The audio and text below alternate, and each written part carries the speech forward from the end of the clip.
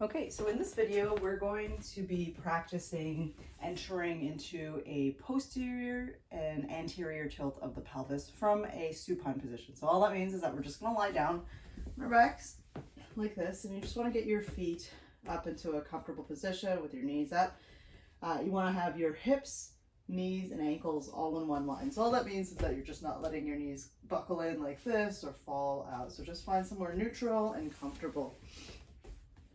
So from here, we're going to be paying special attention to our pelvis.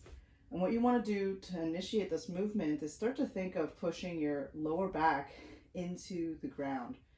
Right, so I'm just going to slowly do that with control. So nice and slow, just slowly start to push your lower back into the ground. And what you'll notice is that your pelvis will start to rotate towards you here. And then now we're just going to move in the opposite direction, again, very slowly. So you're going to think of creating a little bridge underneath your back. You can also think of elevating your belly button towards the ceiling. So as I do this, you'll also notice that my pelvis is rotating forward, creating some space here.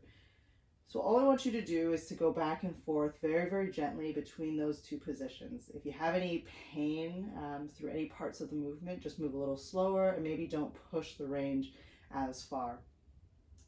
Another thing you want to be mindful of is how much you may be moving your rib cage and your upper body for this pelvic activation. So we want to primarily think about moving the pelvis in this case. That's not to say that it's a terrible thing to move your rib cage at all. It's actually very important to do so.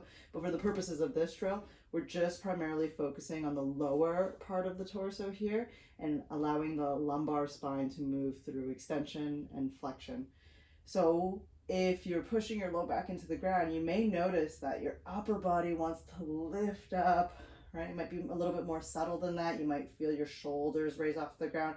You may feel some tension in your neck. So what I want you to do is just try to stay very relaxed throughout the upper body and place a lot of the movement into the lower part of the body. So again, I'm just primarily moving my pelvis here, back and forth through the ranges.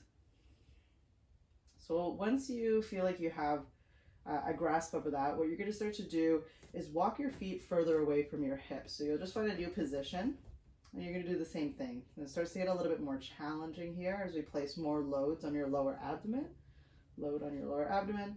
Now do that a couple times. Once you feel like you're able to comfortably get the hang of it without the recruitment of your upper body, then you're going to extend your legs even further. Do the same thing, working on the posterior and anterior tilt. And then eventually you want to get to a point where your legs are completely straight and you can have control over the tilt of your pelvis while you're in a fully supine position. So just back and forth here. So this may not happen all in the same day. You may need to take several weeks or even months to just work on one position and really take your time with gradually extending your legs outward. So this is a very challenging movement to do. It takes a lot of awareness, so just take your time with it and let me know if you have any questions.